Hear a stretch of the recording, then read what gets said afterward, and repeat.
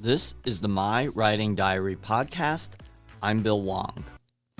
Last week I talked about my goals and aspirations and my planning process, where I have to plan every single part of the book, and as I write it, if I realize that a chapter or scene is missing, I add it, with the eye on conflict and also implications and consequences, which are two different things. This week I'll be talking about the prologue. It's interesting that my initial prologue, before my editor had some input on it, was a poem. I had no idea what a prologue was for, and he said, no, he put a big X through it, said, don't do this. And I'm glad that the editor was very honest and set me straight, because this is the first novel I've written, and I really had no idea what I was doing.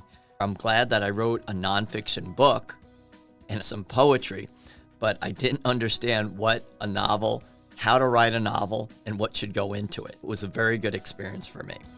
First of all, it is an accomplishment, and everyone who is an author, to finish a manuscript is a huge, big deal. It is so hard to complete a cohesive novel. One of the takeaways I have is that anyone or everyone could write a few sentences or paragraph of very good writing. However, to make it integrated with a scene, a chapter, and a book is incredibly hard. It's almost like writing a piece of software. You ultimately want the piece of software to do one thing only. I don't care if it's to do a Google search, to do some type of communication, but it has to do one thing. People in some ways don't care about the code behind it. In this case, they do care. They do care that it's grammatically correct, that it makes sense, and it flows logically. But it has to be integrated. I believe many authors are very good at writing a few sentences of paragraphs, but to get them integrated within the whole story, which has some meaning. You have to get me to take some of my time, my precious time, and read this book. I read a lot before, during, and after writing my manuscript. I wanted to see how other authors use the tricks of the trade to accomplish their goal. And one thing about writing is it's problem solving. There is a problem you want to solve based on the themes. What does the author want to say? Many times, it is a hard task to try to show an individual what you're trying to say rather than telling them. And when I had my notes back from my editor, he would say, you're telling rather than showing. On the one hand, I wanted to show the mood, to show the conflict, to show the intensity of their situation and make it dramatic. And that was something I found very difficult because I am not a naturally gifted user of the English language. Many of the authors that I listen to, they would say, when I was in middle school, I used to write all the time and I loved doing this and telling stories. I am not that person. My goal of this book was to highlight some of the problems I see in the world, express myself, and in some ways, writing is therapy. In many ways, probably writing has saved me because it made me think about issues which I was struggling with. And by having to put them in words on a piece of paper, it helped me to figure it out and made me a whole person. One of the reasons I wrote this second book was the positives. Even though after the first book, I said I would never write again, the writing experience has been positive. One of the things that I did accomplish, one was writing the manuscript. And I wanted to write a book which no one had written, which needed to be written. And that's my main goal. I was successful. I wrote the book that I wanted to write in the way that I wanted to write. And now my job is to get other people to read it. And it's a challenge. I've reached out to probably 35 or 40 literary agents, and already 5 or 6 or maybe 10 have already declined. I can't take that personally. It might not work for them. This is a military, historical, commercial piece of fiction. I don't know if there's a lot of people who want to touch that because they're trying to find editors to be able to fix and help me with my work. There's structural issues I probably didn't see. My editors pointed them out and I fixed them, but I'm sure there's others. I can't take it personally. In reference to the prologue, there's a lot of dark things I talk about in this book, and I wanted to keep some of it light. And the opening scene is about the dad of the main character and the mother. The mother is pregnant with the main character. It's 6 or 7 months after the Yom Kippur War, which happened in October of 1973. This takes place in Israel in 1973. I didn't want it heavy because I have enough heaviness. The two main characters, one is Israel, who represents old world of Israel. And the new world will be born on this day.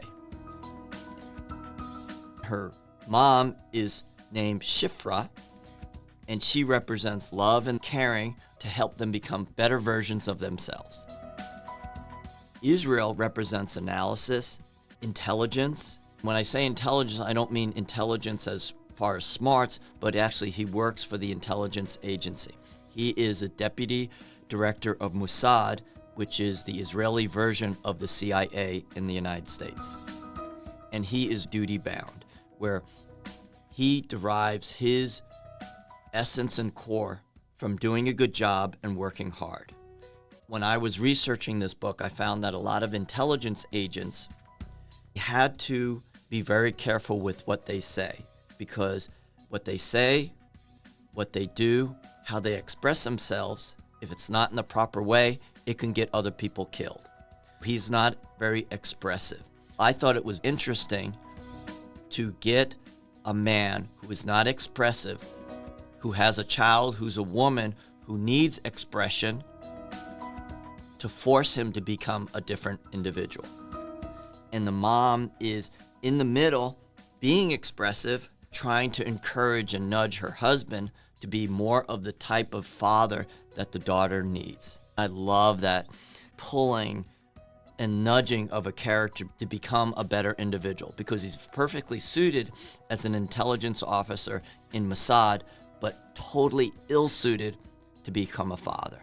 And I wanted to show that, where he can't even drive the car, he can't find the bag going to the hospital, he doesn't see that his wife is ready, waiting for him, and he's trying to find the keys to the car. I love that.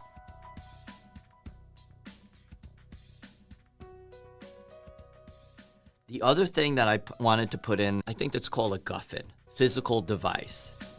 And I made up this story where he was working for the intelligence agency during the 1972 Munich Olympics, where 11 Israeli athletes were killed.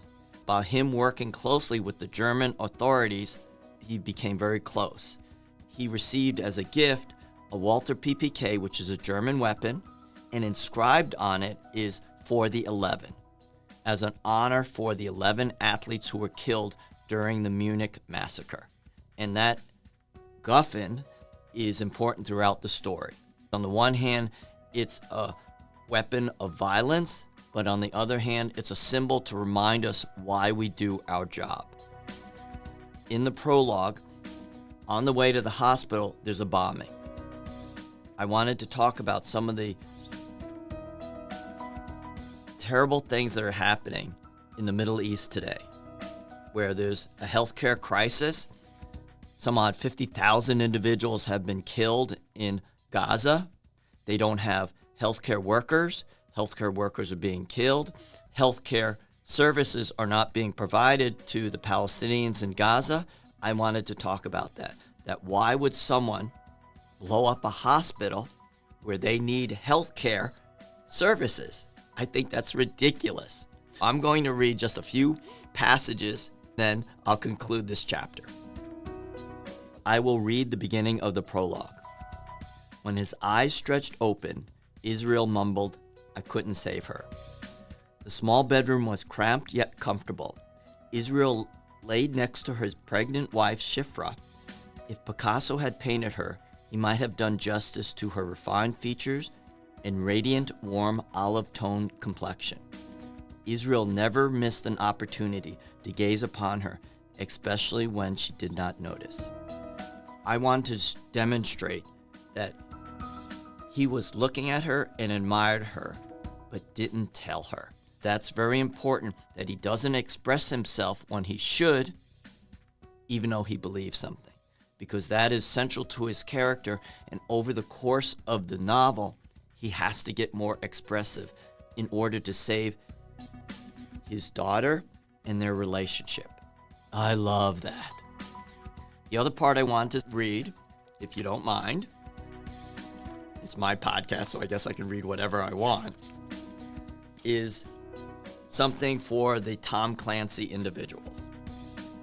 Many times when I read novels, I think they're incredibly boring. I want things to happen.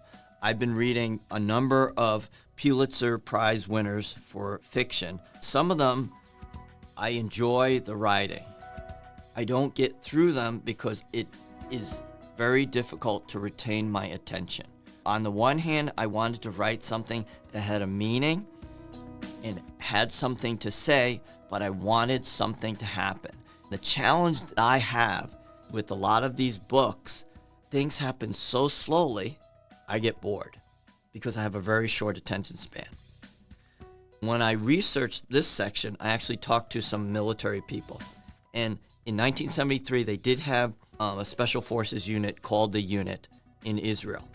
I wanted to talk about the aftermath of blowing up a hospital, how the Israelis would respond. Here it is. Abdullah, he's actually the person who masterminded this blowing up of this brand new hospital. Abdullah was sequestered in a nondescript safe house outside of Gaza for his protection. He and the other Hamas leaders lived and died by the understanding that Israel stood for retribution with a message.